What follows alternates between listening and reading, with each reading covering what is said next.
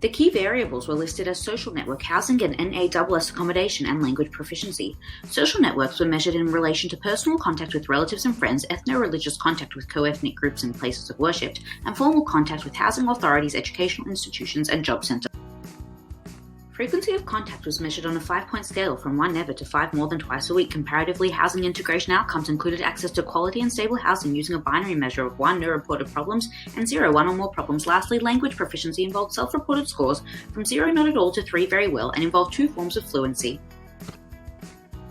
The statistical model of the study accounts for a number of individual and family characteristics as follows: age, place of origin, religion, living with others, pre-arrival education. Age was segmented into 4 categories: 18 to 24, 25 to 34, 35 to 44, and 45 to 65 years old.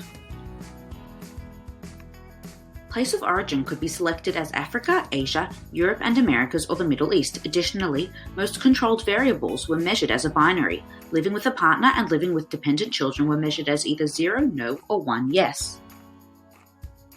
Religion was divided between 1 Muslims and 0 non-Muslims, and pre-arrival education included either 0 up to secondary level or 1 post-secondary education. What did the author find out? The analysis was a quantitative survey with a large enough dataset to allow for formal statistical testing of gender differences relating to the integration experience and outcome.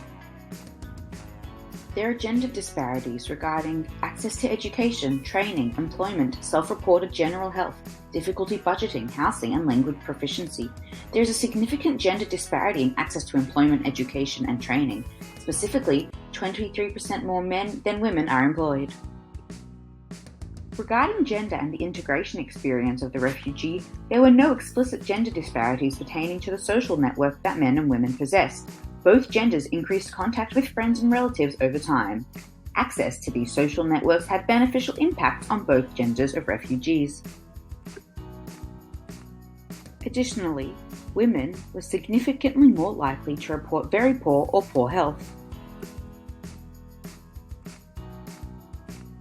The study explored changes in integration outcomes over time, which was controlled for refugees' personal and household characteristics using a multivariate analysis model. Because the variables of social network, language proficiency, and health were measured on an ordinal scale, ordered logistic regression was utilized. The strength of this study is that the paper uses the term effect to describe associations, stating clearly that the findings are not intended to imply causal relationship.